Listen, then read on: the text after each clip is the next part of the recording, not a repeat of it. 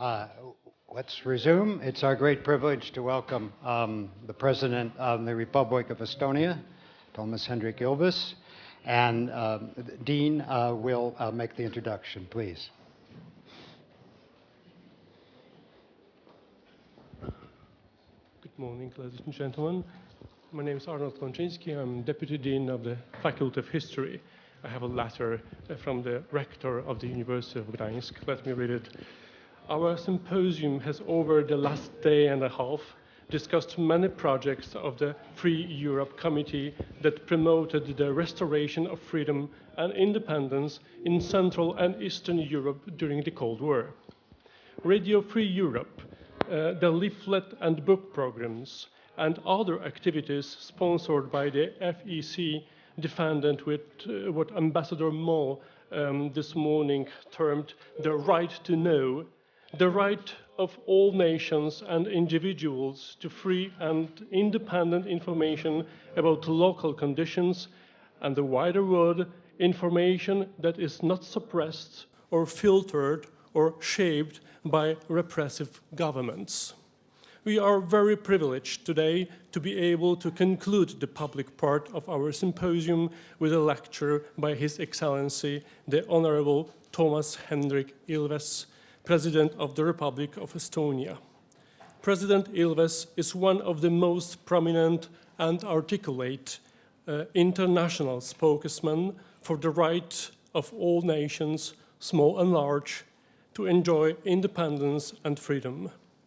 His insistence on the right to know, on the importance of free media to democratic order derives in part from his own personal experience on the front lines of the Cold War at Radio Free Europe. Toomas Hendrik Ilves was born in 1953 to an Estonian family living in Stockholm. He acquired his education in the United States. He graduated from Columbia University in 1976 and received his master's degree in psychology from the University of Pennsylvania in 1978. In 1984, he started work at Radio Free Europe in Munich, first as a researcher and foreign policy analyst, and from 1988 to 1993 as the head of the Estonian service. In that capacity, in 1987, he pioneered telephone interviews from Munich with Estonian dissidents, and in 1988 was able to pay the first of many visits to Estonia as an RFE journalist. Following the restoration of Estonian independence, Toomas Hendrik Ilves was appointed Ambassador of the Republic of Estonia to the United States and Canada in 1993. He was Minister of Foreign Affairs from 1996 to 2002. Following service in the Estonian Parliament and the European Parliament, he was elected President of Estonia in 2006 and re-elected for a second term 2 years ago. Throughout his political career, he has been a leading advocate for development of information technology and cybersecurity in Estonia and internationally. He has received many decorations from foreign governments, including the Order of the White Eagle of the Republic of Poland. Please join me in extending a very warm welcome to His Excellency, the Honorable Toomas Hendrik Ilves, President of the Republic of Estonia, signed by the Rector of the University of Gdańsk, Professor Bernard Lamek. Welcome.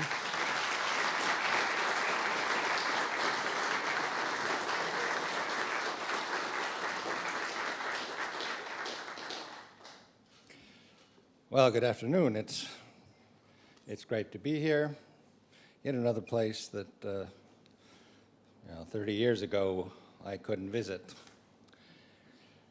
Anyway, ladies and gentlemen, friends, former colleagues, 25 years ago when I was working at Radio Free Europe, at the time when the pre-1989 or pre-91 world order was about to collapse, I started to write an essay, which I never completed, but its title was A Continent of Emigres. And it was not about the internal emigration of the intelligentsia under communism, but rather about empiricism. Empiricism as in John Locke, Lord Berkeley, David Hume, the Enlightenment idea that seeing is believing, or more appropriately, that you look at evidence, you just don't think, you don't believe in received truths.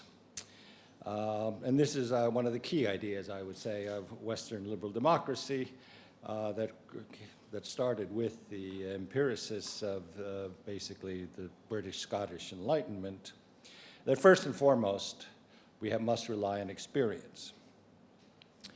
Now, when I was working at Radio Free Europe, I was considered or called by other people a hardcore cold warrior. I still am. But the point is, I didn't really think myself as being a particularly hardcore cold warrior. I just grew up because of my background and because of my education, especially at Columbia, a hardcore empiricist. And I also believed in all of the basic fundamental rights of freedom of expression, freedom of association, freedom of speech. I mean, things that I thought rather to be part of liberal democracy and not exclusively the property of neocons, especially because I ended up being a head of the Social Democratic Party in my country. But for those reasons, I always opposed communism. And I have always opposed totalitarian regimes, be they right or left wing.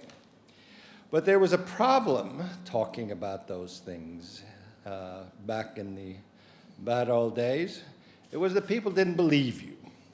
Those of you who have been Eastern European emigres, or the children of emigres in the West during the Cold War, know that if you were a Pole or an Estonian or a Hungarian or lived in the UK or the United States, and you knew what communism was about, and you talked about it, then more often than not, you were branded a right-wing reactionary emigre. That is to say, your empirical experience did not count. This was a paradox of life in the West.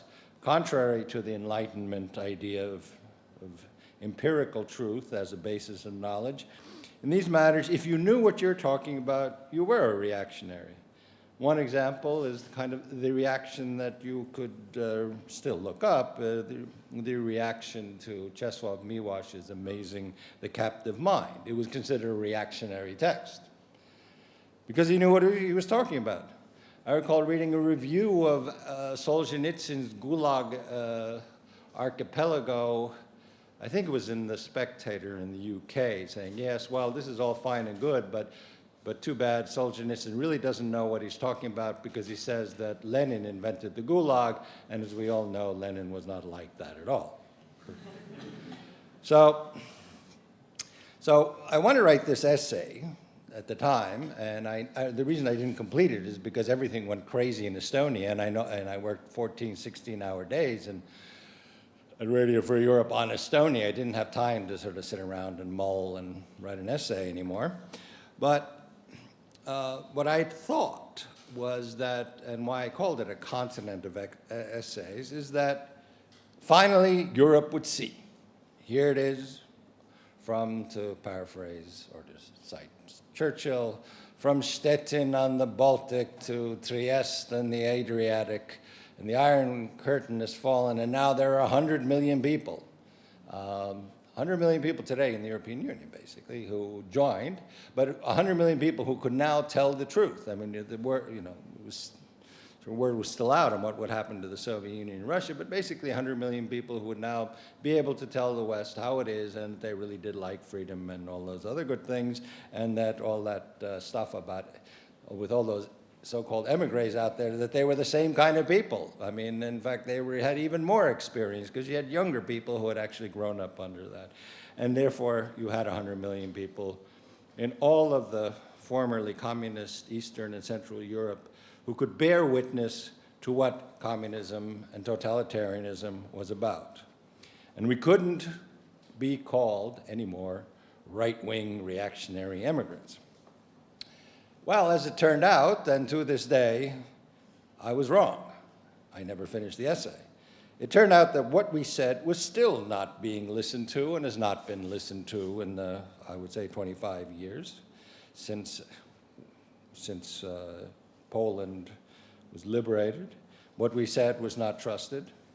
When the Czechs wanted to actually expose their communist past, they were attacked in the New York Review of Books and by the American Civil Liberties Union and so forth for trying to pursue a policy of lustration. It turned out that we, in fact, did have a continent of emigres, which, in fact, lived on this continent without being emigres.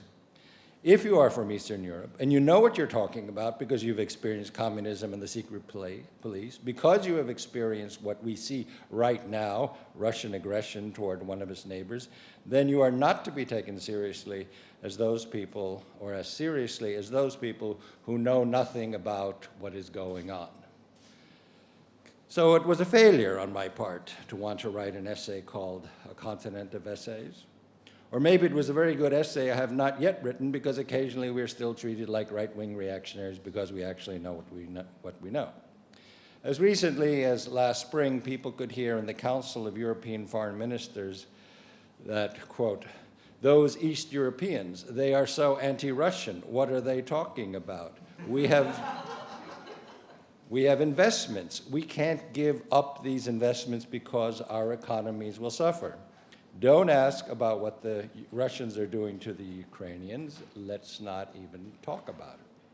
Indeed, now, as things have gotten more and more serious in Ukraine, more and more people in Europe and the West admit that we've been right all along. Jonathan Ayal of RUSI, the Royal, whatever it is, it's the major security policy think tank in the UK, wrote in the Financial Times just this April, I quote, "We spent 20 years telling the East Europeans that they were paranoid, living in the past, that they should treat Russia as a normal country. Now it turns out they are right."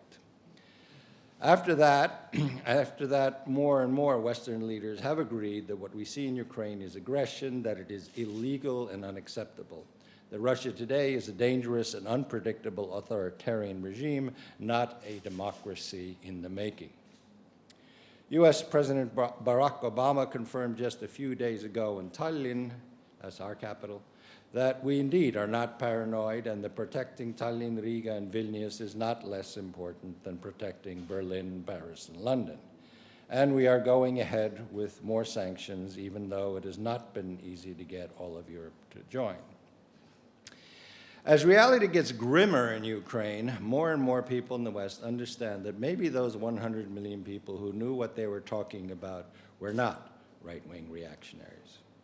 As world leaders are using tougher words to condemn the Russian aggression and ways to stop it are being discussed, or as of last night, they finished discussing at the NATO summit in Wales, as 10 years of our EU membership as a leader from our region finally made it to one of the European Union's top posts, and here I'm really genuinely pleased to see that one of the smartest and most forceful leaders in Europe, Prime Minister Donald Tusk, is now about to become president of the Council. So with these things happening, this continent of emigres is taking some important steps closer to being just Europe.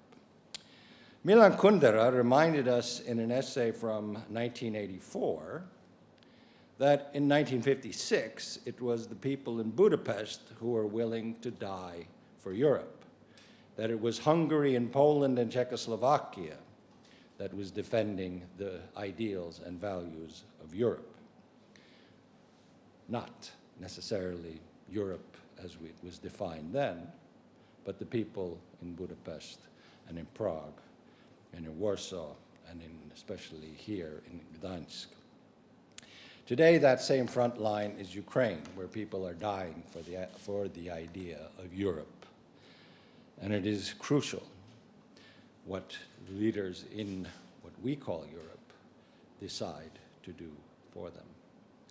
We cannot forget that this autumn marks not only the 25th anniversary of the fall of the wall, it is also 75 years since Poland was attacked, a week after Eastern Europe, from Finland to Poland, was divided between Nazi Germany and the Soviet Union. Actually, the anniversary of that was exactly a week ago, the 23rd of August, by the Molotov-Ribbentrop Pact. This time around, the world must realize that this is not about one or another faraway country no one knows anything about, to quote a one-time foreign minister from the UK, whose name, Mr. Chamberlain, we should not mention. We cannot accept dividing Europe into spheres of influence anymore, and it is no longer only the reactionary emigres to think so. But this is far from being self-evident. Some European leaders still call us, from here, too emotional, not really rational, traumatized by our experiences, as the former Finnish president said about Estonians when we stood up for Georgia. That when we say what we say in assessing the actions of our eastern neighbor, that it is more of our psychological problem rather than dealing with empirical truth. Just to compare, Southern European old member states were never called too emotional when talking about their concerns regarding North Africa. They are considered experts because they've got experience with their neighbors, as opposed to you-know-who. So it really is time for our allies to realize that our experience does not disqualify us from speaking about what we see right next to us and what we've seen before. What we see is real. We have seen it before. We cannot allow people to say, that's far off in the East, we don't have to deal with it. So ladies and gentlemen, looking back at the Annus Mirabilis of 1989, the year when our part of the world changed radically, as it seemed then permanently for the better, we see that a whole era ended at that time after a half a century of the status quo. The 50 years before 1989, the world had been bipolar, consisting of liberal democracy with market economies found mainly in the West versus illiberal autocracy combined with collective ownership, also known as communism, mainly in the East. And then there was the so-called Third World, too poor to be considered part of either camp. This neat, simplistic order was beginning to crumble in 1989 and soon would. The first semi-democratic election in the communist world here in Poland resulted in the non-communists winning overwhelmingly, despite having all of the odds stacked against them, despite the manipulations done by the communists in their hope to be able to ensure a victory. And that was to, I think, all of us, especially at Radio Free Europe, a milestone in what we thought was an irreversible march towards liberty. It was also in 1989 that Francis Fukuyama, at the time working for the Policy Planning Department in the State Department, published one of the seminal essays of the late 20th century, The End of History, later expanded into a book of the same name. There he argued that the ideological debate between liberal democracy and authoritarian communism was over, and that liberal democracy had won. He did not say, and this is important to keep in mind because he's used so much as a straw man, he did not say that liberal democracy had won in the real world, or that everyone in the world had embraced or even would embrace democracy. What he said was that the ideological battle, the battle of ideas, had been irreversibly won. He said it was the contest for ideas was over, that no one could any longer make claims for the superiority of an authoritarian regime. Unfortunately, even that turned out to be wrong, since in the last 7 months we've actually seen claims made even by a prime minister of a European Union member state that the time of liberal democracy is over and that Vladimir Putin is the future of his country, or the role model for his country. But back in 1989, when the Soviet Union was about to collapse and the Iron Curtain fell apart, along with the Berlin Wall, we took it as proof of Fukuyama's Hegelian view of history and the ineluctable victory of liberal democracy. For a while, it indeed seemed that that was the direction toward which we were moving. Alas, today we see the ghosts of the 20th century that we thought we never, ever see again, returning to our midst.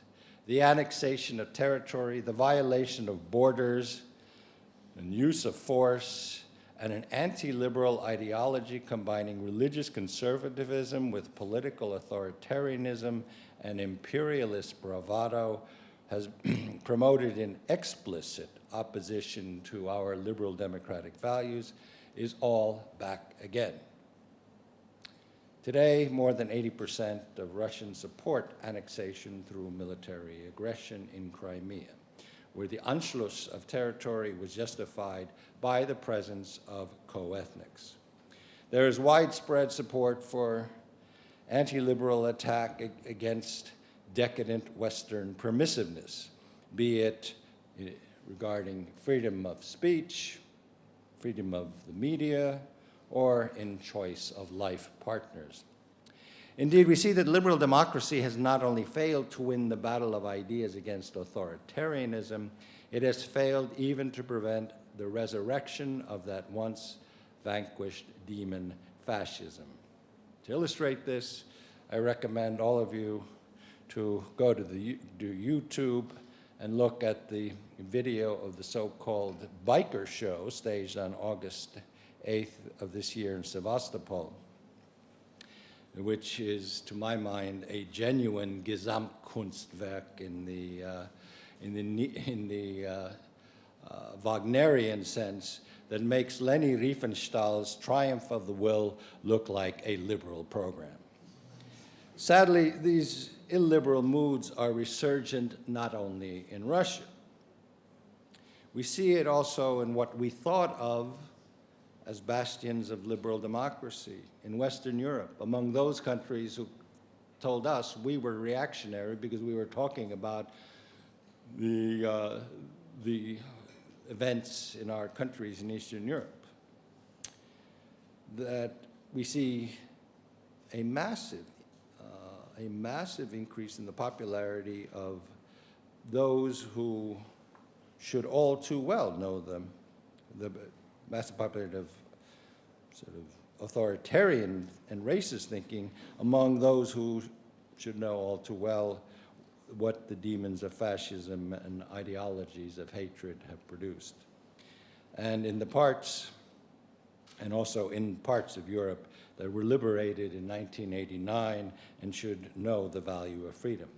I do not mean Ukraine, where the two neo-fascist candidates in the elections of May 25th received about 1% each in the vote, as opposed to Western Europe, where we saw how countries voted in the parliamentary elections, European parliamentary elections, on the same day. The largest number of votes in France, for example, went to the Front National, which is basically a neo-fascist party. I just read yesterday in the Financial Times that were elections to be held today in France, the candidate with the greatest number of votes would be Marine Le Pen. I mean, we see a number of neo-fascist, right-wing, nationalist, often racist parties not only overcoming the threshold for getting into the European Party, but doing rather well. In some countries, they were even among the most popular parties. It was those parties, the likes of the French Front National, as I mentioned, the British National Party, the Freedom Party in the Netherlands, Golden Dawn in Greece, or Jobbik in Hungary, who currently support the actions of the Kremlin or the actions of Mr. Putin. Nigel Farage recently held up Vladimir Putin as his ideal political leader. They went on to observe the so-called referendum in Crimea. They are the ones who arrange international conferences together with Kremlin ideologists like Alexander Dugin, who share their imperialist and racist geopolitical fantasies. Those of you who don't know who Alexander Dugin is, he has been one of the sort of the ideological fathers of what is going on in Russia today. He recently on YouTube urged people to kill Ukrainians, kill Ukrainians, kill, kill, kill, kill. He's also responsible for bringing to Russia the complete works of Carl Schmitt, spelled with a C in the first name, not with a K, and spelled S-C-H-M-I-T-T. Now, I don't know, has anyone here ever heard of Carl Schmitt? If you haven't, then Carl Schmitt was considered the most brilliant ideologist of Nazism. He wrote what is considered even to this day the most coherent attack on liberal democracy ever written, which posits politics in his book, The Concept of the Political, not as a battle of ideas, but as us versus them, between us and the enemy. And it's also worth noting, by the way, that the first essay ever published by Leo Strauss, who shortly thereafter fled and emigrated to the United States, where he later became the so-called father of neoconservatism. Actually, the first essay he ever published was a critique of the concept of the political, but being Leo Strauss, a Jewish philosopher, his life didn't really look too promising in Germany at the time, and he fled. So why is it that the ideals of liberal democracy fall into disrepute even in the heart of Europe, and aggressive, fiercely anti-liberal doctrines have massive support beyond our eastern border and are growing within Europe? Why is it that today everything seems more insecure than even in the Cold War, when at least we, on our side, had agreed upon our values and both sides had agreed on the rules of international behavior? I've argued that part of the answer lies in another essay that later became a best-selling book as well, Samuel Huntington's The Clash of Civilizations, that appeared 4 years after Fukuyama's essay. Huntington saw future conflicts in the post-ideological age to be conflicts between cultures and civilizations. That seemed to be, at the time, unfortunately verified by the 9/11 attacks. Huntington's ideas were criticized in the West, but soon enough were indeed challenged on our own ground, and challenged by empirical reality. In New York, Washington, Madrid, London, and Bombay, we saw things differently. We saw them in a Huntingtonian light. All those attacks challenged the liberal order, attacking inter alia, democratic elections, the equality of men and women, the separation of church and state, the rule of law, not of men or God. Those attackers are the greatest Huntingtonians, just as the authoritarians who more and more boldly define themselves in opposition to our so-called decadent democratic values. Until recently, it seemed that this was a revolt against modernity, a revolt against modernity from the outside. We still thought, though, that on our own continent, the defeat of Nazism and the collapse of communism had settled, as Fukuyama maintained, once and for all the Hegelian ineluctability of the triumph of liberal democracy. Indeed, we hoped then, as some former chancellors do, that democracy in Russia would reign supreme. And if it didn't, you'd still get a good contract with Nord Stream. As we have seen, however, we were wrong. Ideas such as territorial annexation based on co-ethnics abroad, which we saw last in 1938 with the dismemberment of Czechoslovakia and the Anschluss of the Sudetenland and Austria, we believed that these ideas, or those ideas, were settled for good on May 8th, 1945, that was the final answer to that kind of thinking. But we were wrong. These ideas have been resurrected. It was us, the continent of emigres, who noticed it first. For a long time, no one listened. We were deemed too emotional and traumatized by our own past when we reacted against the aggression against Georgia in 2008. We note at that time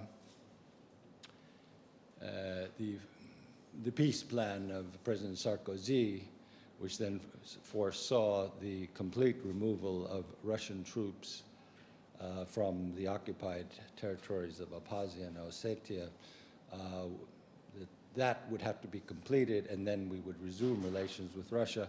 A month later, during the French presidency, when, in spite of East European objections, the Council decided to go back to business as usual, the same Sarkozy came out and said, "Thank God common sense prevailed." Russian troops are still there. I don't know when they'll ever leave. After that, we've seen all the rules and agreements that define the world order after the Cold War, even after World War II, declared null and void. The prohibition of aggression that came into effect with the UN Charter from 1945 as well, stating that members shall refrain in their international relations from the threat or the use of force against the territorial integrity or political independence of any state, that's out the window. The Helsinki Accords from 1975. There, all transatlantic countries, from Vancouver to Vladivostok, to use a famous phrase, agreed not to use force to change borders or challenge the political independence of any state. We agreed to regard one another's frontiers inviolable and to refrain from making each other's territory the object of occupation. And no such occupation, according to the final act, would ever be recognized as legal. I should point out here, with all the people from RFE, that we, of course, had the third basket there clearly on our wall, talking about the free flow of information without regard to borders. I'll get back to that toward the end of my talk.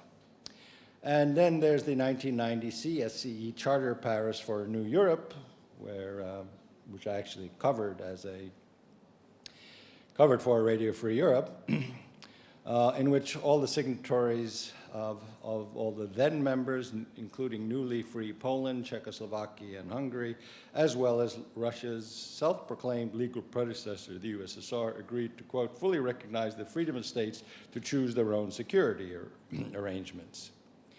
Now, the argument has been offered by both President and later Prime Minister Medvedev, as well as by Prime Minister and then President Putin, that to justify the attacks and invasions against Georgia in 2008 and later against against Ukraine, that those countries wanted to join NATO.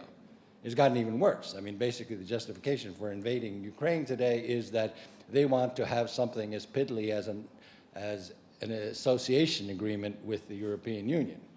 I mean, Estonia joined the European Union in 2004. We signed an association agreement in 1995. I don't know, Poland probably did it around 1991, 92, I guess. I mean, basically, an association agreement gives you what? You get to participate in the Archimedes and the Aristotle program that allows, one allows teachers to be exchanged, and the other one allows students to be exchanged. It is not a defining anything. I mean, when I was in the European Parliament, I was the permanent rapporteur on Albania, on their getting an association agreement. It basically gave the Albanians nothing but a little recognition, and that was 10 years ago that I was they're 10 years or who knows how many years away from ever acceding to the European Union. I mean, with the way things are going, I don't even know whether the European Union will, in this generation, even take any new members. But I just mentioned that's how we've progressed from a 1990 accord saying everyone can choose their own security arrangements to justification for an attack on an independent country, in this case Ukraine, for only wanting an association agreement, which really doesn't amount to much.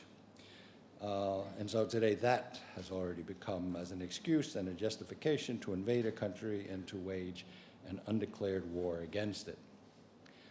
All these agreements that I just mentioned that have now been broken were concluded actually in the liberal spirit of Immanuel Kant's essay, Perpetual Peace, which he wrote in 1795. We would argue in many ways that the intellectual foundations of the European Union, as well as NATO, ultimately rest on Immanuel Kant's essay. Kant believed that in what has 2 centuries later become our dominant foreign policy mantra. Republics, today we would mean democratic states based on the rule of law, who then form a federation, do not wage war on each other. That's what we say with just a little change in terms, but they mean the same thing when we talk about the European Union as being a project of peace. That's basically what we say when we talk about NATO as an organization of allies to defend liberal democratic values. The European Union has amply proved Kant's thinking to be correct. But where we went wrong, and I would argue the fundamental intellectual mistake that we have made, was that we believed that the agreements, beginning with 1945 to the present, the ones that I just enumerated, also constituted a Kantian federation. But they did not, because the communities of liberal democracies couldn't really figure out what to do with countries that are outside a federation of democracies, outside the federation and are not democracies. We have clung to this day to the belief that an agreement means an agreement, that if you conclude an agreement, it is not violated, and that this, which is the basis of all of rule of law, that holds also for other countries that are neither democratic nor tied to us in any way. So, ladies and gentlemen, today we find ourselves in a completely new security environment again. It is not a new Cold War, because even during the Cold War, agreements were followed. Yes, the Cold War was terrible, but in fact, the agreements signed with the Soviet Union, in fact, worked. They were followed. When in 1975, almost 40 years ago, the Helsinki Act was signed, the Soviet Union, after that, did not violate territories in the CSC group. Of course, didn't prevent them from invading Afghanistan, but Afghanistan clearly, for already geographical reasons, was not part of the CSCE. So now we're back to an age described by a predecessor of Immanuel Kant, almost 100 years, or more than 100 years before Kant, Thomas Hobbes. We are living now in Europe in 2014 in a Hobbesian state of nature, in which agreements don't count, rules don't count, and life, at least in a country like Ukraine, has turned into a war of all against all, to quote Hobbes. This situation is radically new. One of the great triumphs after the Bosnian War was that the countries that were at war have signed the CSC Paris Charter. What do we do when various countries decide that the CSC Accords do not mean anything anymore and that they can be violated? If one of them can get away with it, then there will be others who will want to get away with it. And I'm not even talking about countries outside the CSC or today the OSCE space. If they see the success of policies that we have seen, then it only adds to the instability of our continent. So the situation is actually far more serious than we are often led to believe. I started talking about the continent emigres because the formerly communist part of Europe, whose people were not believed when they spoke about their experiences of totalitarianism, aggression, and loss of freedom. When speaking about what is happening in Ukraine, I have repeatedly emphasized that this is not an East European issue, just as totalitarianism was not just an East European issue 75 years ago when Poland was invaded. Now, it is now in Ukraine that Europe's meaning and identity is being fought over. Will the world understand this time around that Eastern Europe is Europe too, that Europe extends beyond the borders of the so-called old members of the European Union, those who were members before 2004? Will people recognize that Ukraine and each European country is entitled to respect for their sovereignty and for their territorial integrity, granted them by international law that has been signed on to also by countries that are currently engaged in aggression, and by all of the agreements that they have signed? Question mark. Ladies and gentlemen, we are confused today because the liberal democratic order is being challenged in ways we could not foresee when the Berlin Wall was torn down. Instead of a new Cold War, in quotes, this confusion looks like the time before the old Cold War, the years right after World War II. We didn't know then either what to do when we observed the step-by-step toppling of governments in Czechoslovakia, Hungary, Poland.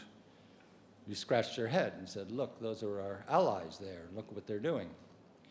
Which led ultimately, however, some clear thinking people, among them British Foreign Minister Bevan, who was a Labourite, by the way, and a Labour organizer, just in case people think NATO is some kind of right-wing crackpot idea. I mean, I know you don't do it in Poland, but I mean, just north of us, I mean, where my country is, I mean, if you say NATO, you're immediately sort of John Birchard. But British Foreign Minister Bevan proposed the idea of NATO to the United States.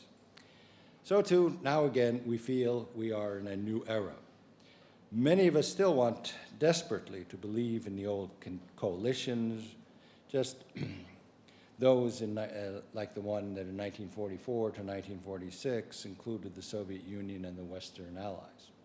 We want to hang on to them in the hope that all of this, what we see, will go away, like a bad dream. That Crimea will be restored to Ukraine, that Eastern Ukraine will calm down, that we don't have to go on with sanctions, that we don't have to raise defense expenditures, that we can go on making money with our deals and our financial institutions and our lucrative trade. I cannot resist here and not quote Lenin, making me a Leninist, who immortally said, the capitalists will sell us the rope with which we will hang them. Not being stupid, we know that things are going awry, but maybe we can still make one more deal, build one more pipeline, sell one more bit of floating military hardware before we have to stop, which we see right now. Let us just sell this ship. After that, we won't sell them anymore. Honest. And maybe within Europe, the right-wing populists, the Jobbiks, the National Fronts, and others will eventually come around and see the light and endorse liberal democratic values. And maybe we can convince Russia that homophobia, censorship, and repressions at home, and little green men, accusations of fascism in Ukraine, and the disdainful mocking of prisoners of war that we have seen on video in East Ukrainian towns, and sending uninvited humanitarian convoys and Russian troops on vacation to Ukraine, that it was all a big mistake, that we can still wake up from this bad dream and restore the status quo ante at the end of history. But ladies and gentlemen, peace, love, and Woodstock are over. We have had our Altamont. Now, for those of you who don't know, that was a massive concert in the United States a year after Woodstock, in which a man was stabbed to death, which signaled the end of all of the good feelings of the Summer of Love and Woodstock. We're in the same moment now. Problem is, of course, when I say Altamont, the number of people know what that is pretty small these days, and if you do know what Altamont was, then you're probably already a pensioner.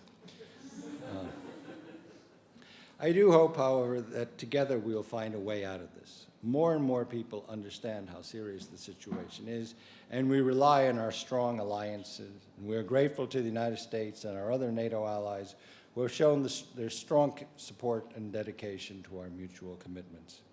Maybe now, 25 years after we have restored our freedom, it is time when the old democracies, as it were, will finally apply the basic principle of the Enlightenment, that knowledge is based on experience, and also when it comes to our experience with the totalitarian threat from the East.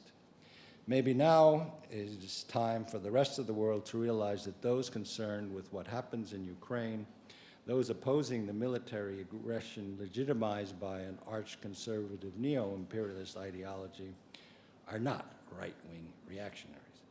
And maybe we should no longer divide the democratic world that values the rule of law and human rights into old and new and other such categories. Now, the unity of the liberal democratic world within Europe and between Europe and its American allies is more important than ever. No stability can be achieved unless Russia stops its intervention and aggression in Ukraine, and Ukraine regains full control over its territory and borders.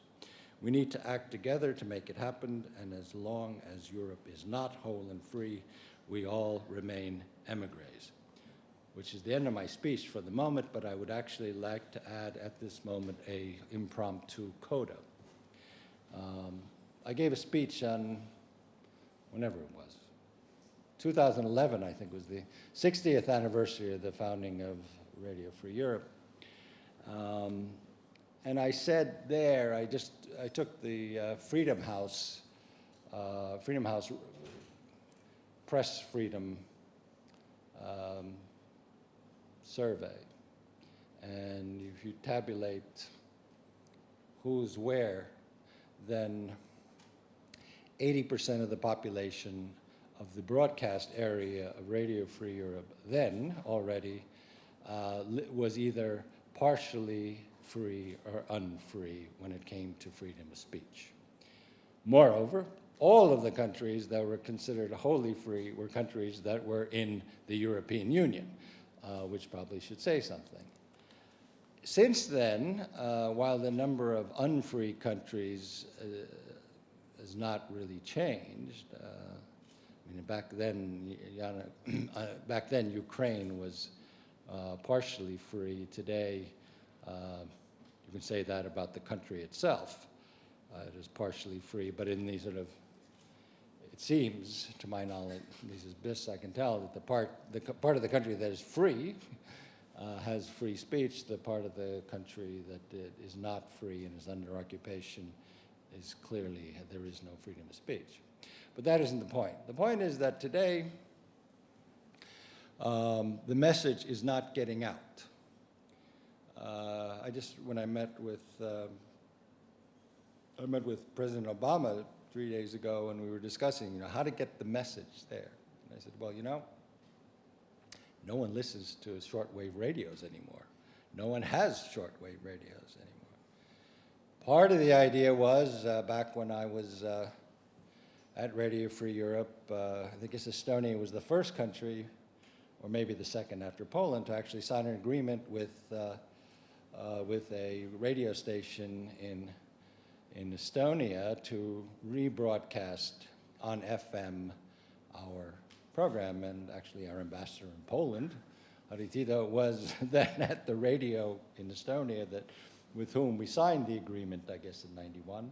Yes, 91.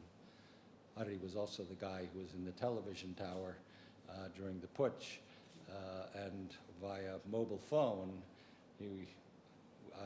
Radio Free Europe, or Estonia service, talked to him while he was looking down with the Russian troops around him.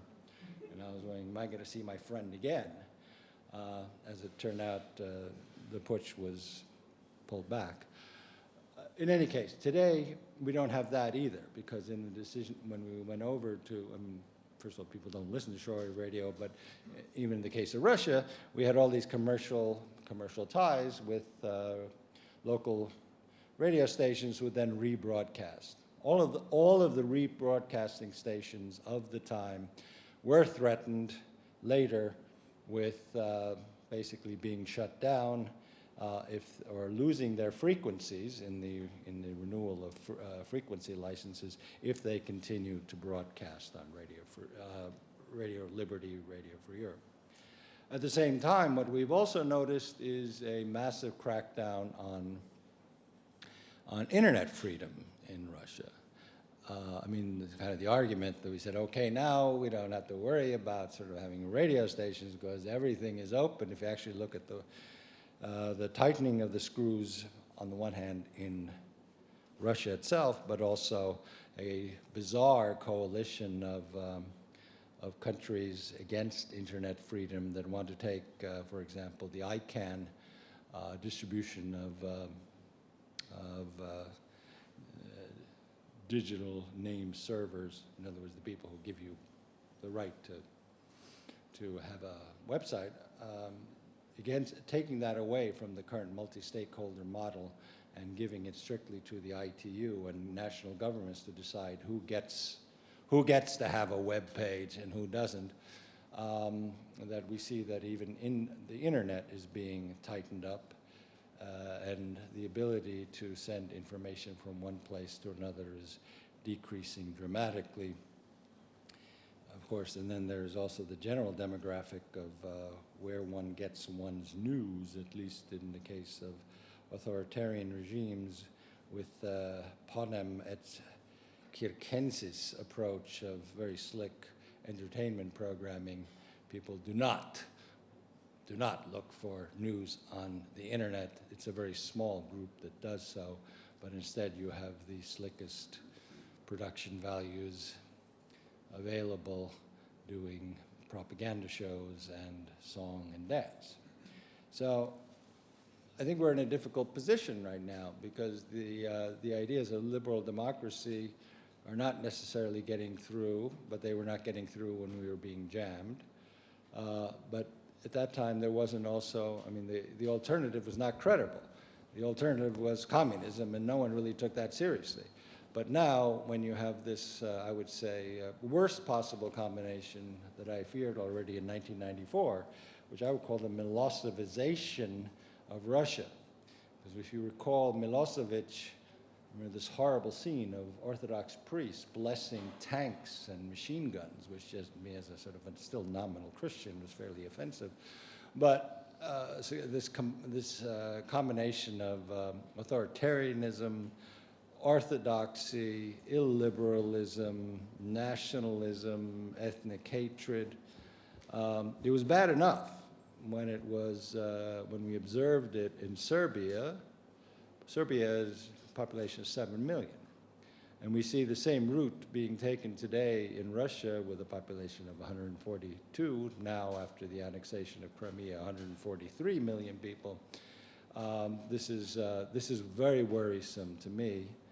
And when it is, I mentioned in my speech, this biker show. I mean, when you have, when I called it a Gesamtkunstwerk, I mean, everything from nationalist hate-filled rap songs to nationalist hate-filled rock and roll to bikers, hundreds of them, to ballet dancers dancing in a swastika, having tanks on stage or coming in carrying Ukrainian flags and killing women and children. I mean, all this is part of a live show. I mean, the propaganda is really effective. It isn't the way it was when I was at Radio Free Europe, when it was all kind of a joke. I mean, no one could take seriously communist propaganda. No one believed in it. It was all just so ludicrous and ridiculous. Now, of course, Russia has the world's biggest and best PR company, Ketchum, doing their work for them. They don't have to worry about sort of the old Burger King commercial in the United States, where a woman in a flowered, big fat woman in a flowered print dress comes out, "We have hamburger," you know, and you didn't have any choice besides that. "We have hamburger." That was a nice ad campaign in 1990, but to these days, well, McDonald's is closed, but I don't know about Burger King. Anyway, so I thank you all for paying attention to my long talk. I do hope that we think more, again, in the spirit of Radio Free Europe, that we have to get, we need, it is a battle of ideas, and this time the ideas that we are fighting, I would argue, not only are they more dangerous, but they have far greater appeal than the appeal of autocratic communism, because the one thing they do still allow is capitalism. Autocratic capitalism with a nationalist base, I think, is the real danger for us in the future. Thank you very much.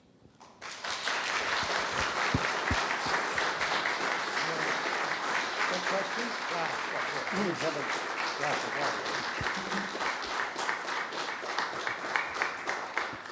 We have some time for questions, and perhaps I could ask the first question. We've talked here at this symposium yesterday and this morning about what happened after that period you referred to of 44 to 46, and the creation of new institutions, one of which was the Free Europe Committee to deal with the new environment and the new threat. And so if we go back to Lenin again, today, what is to be done? And you've referred to some things, and we've also had the caution expressed here, properly so, you know, the temptation to reach back for things that used to work that may not work anymore today. Apart from what you've mentioned, do we need new institutions to deal with this kind of thing, or is it a question of making the institutions that we have work? That would be true for the political organizations, but also in the area of media. Well, clearly, at least one institution has been revitalized, and that's NATO. I mean, if you recall, 94, 95, Senator Richard Lugar, and I don't know who the other co-author was, published an article in Foreign Affairs called NATO Out of Area or Out of Business. Well, it looks like we're back to the core task, and it's kind of in area or out of business, and that NATO has been revitalized in response to the developments of the past 9 months. I mean, as the summit that just concluded yesterday was actually originally designed to be kind of like a pat on the back, job well done, now we're out of Afghanistan summit that actually didn't really have much on its plate, and circumstances changed that. The European Union as an institution, well, I mean, we have seen surprisingly sort of belatedly, but nonetheless a surprising coherence of views on response to aggression in Ukraine, but it has not been easy. And how long it can be maintained, that I don't know, since there are governments whose leaders clearly say that they're against greater sanctions. One head of government even said that he was founding a pro-Russia bloc in the EU to stop further sanctions. I mean, it begs the question of how effective sanctions are as a mechanism. But, I mean, those are the existing institutions. I think the OSCE, formerly the CSC, has largely, well, I mean, it's doing something, but it really is failing to live up to the hopes that were held for the OSCE, CSC between 75 and, say, 95. So I don't know what to do with that. I mean, it's hard to say. I mean, I think one of the great failures of the past month has been the International Red Cross, which basically was supposed to supervise and monitor the delivery of aid, and they were just ridden over roughshod.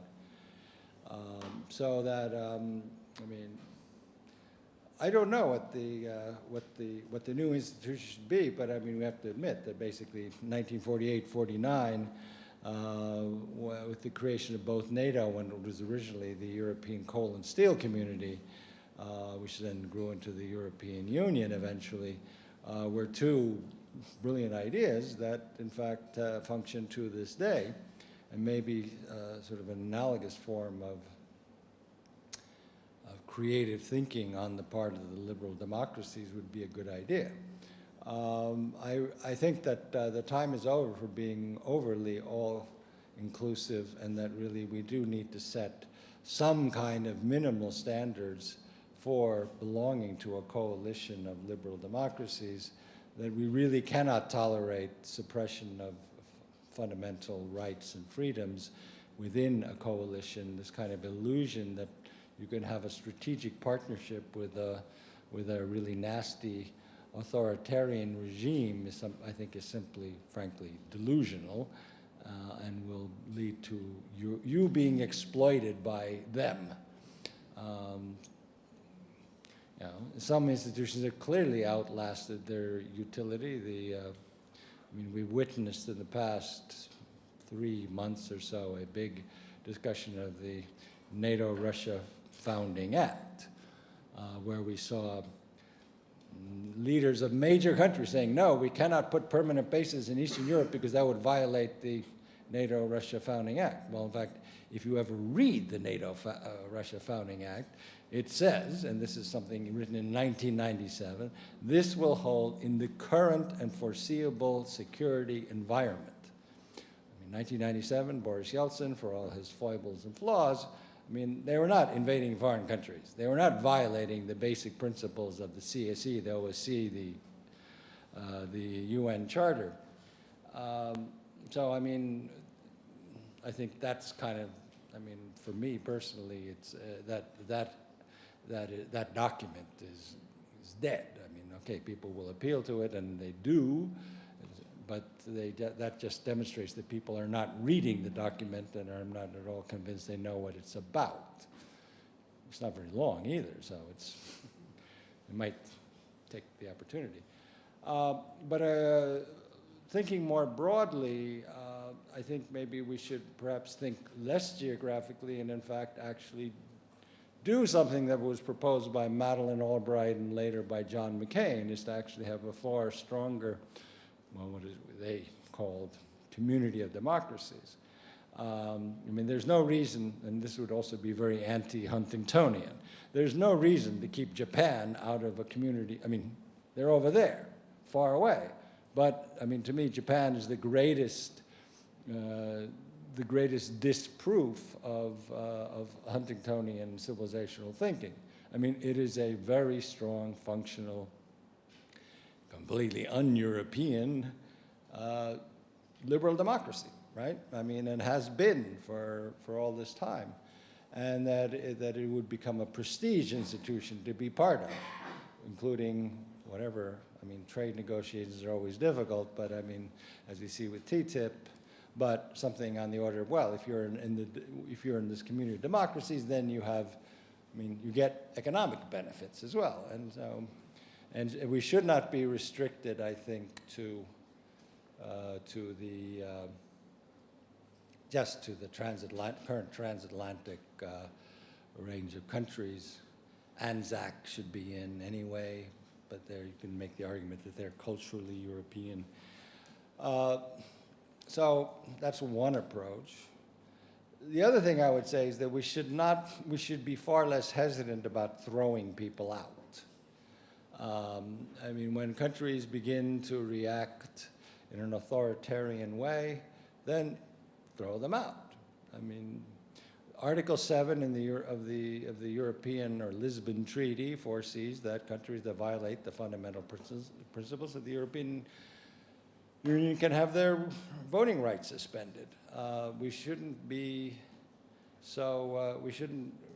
I don't think we should be so recalcitrant on that. I mean, recall however many years ago it was, 10 years roughly, when the Austrian Freedom Party joined a coalition with Wolfgang Schüssel. Haider, who had said some nasty things, personally did not join the government. The government coalition didn't do anything, even though their leader had said some really obnoxious things. but they were basically frozen out. Today, are we willing to do that when we see, what do we do if Marine Le Pen wins the next presidential elections in France? I mean, are we going to freeze up France? I don't know. I mean, well, of course, it'll depend on what they do, but we do see, when we see coming to power countries that espouse positions, views that are antithetical to the long tradition of liberal democracy in Europe and in the United States and Canada, then we should do something about it and not accept it. That's what I would argue. Anyway, I mean, unfortunately, I haven't thought about more than just sort of like those little sort of small steps. Do we have other questions? Andres, in the back. Microphone. There are more microphones here, too.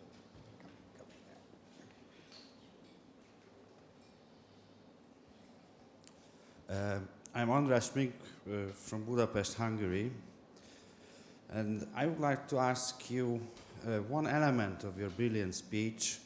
You raised the problem of that extreme right and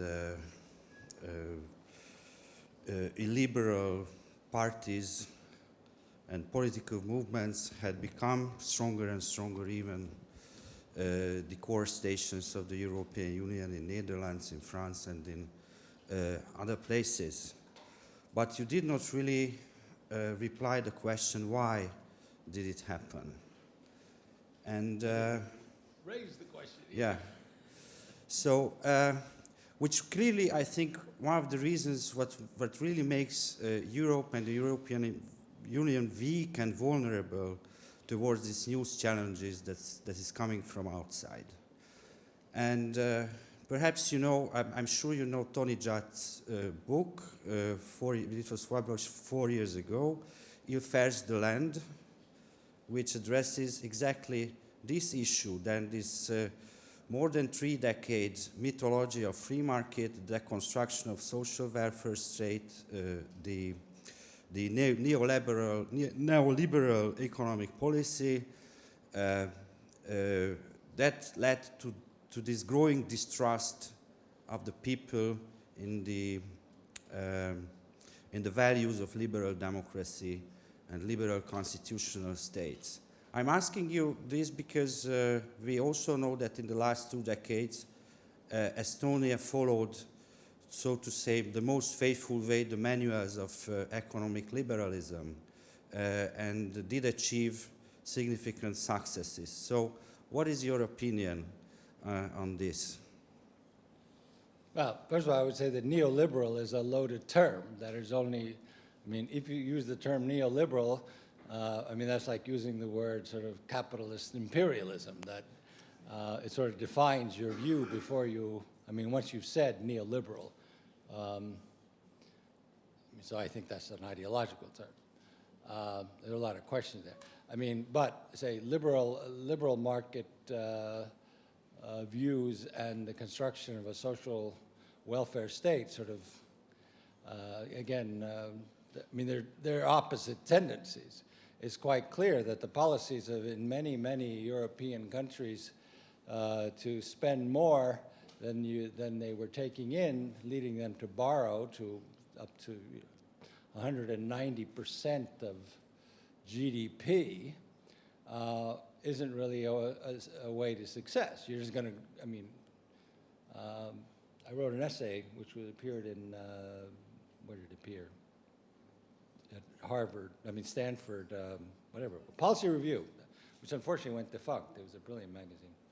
So my article is also defunct, but anyway, it was called I'll Pay You Tuesday for a Hamburger Today, which was the line in Popeye, the character Wimpy in Popeye, who went around saying precisely that, for I'll pay you Tuesday for a hamburger today, and that's what a lot of countries in Europe did. In order to get reelected, they would borrow money, and then, I mean, for various programs, leading to the point where countries were way out of line in terms of the ability to sustain their growth.